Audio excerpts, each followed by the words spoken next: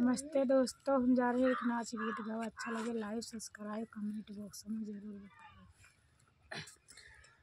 सैया जाब हम नहीं हरवा, सैया जाब हम नहीं हरवा।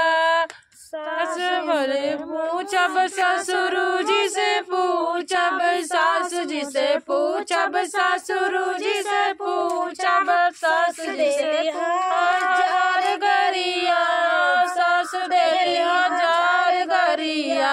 सैया जाब नहीं हरवा, सैया जाब हम नहीं हरवा।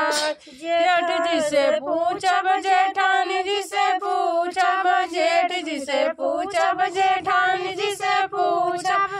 जेठानी दे हजारी जलमैया लग चुलिया, सैया जाब नहीं हरवा। जेठानी जलमैया लग चुलिया, सैया जाब हम नहीं हरवा। संद जी से पूछब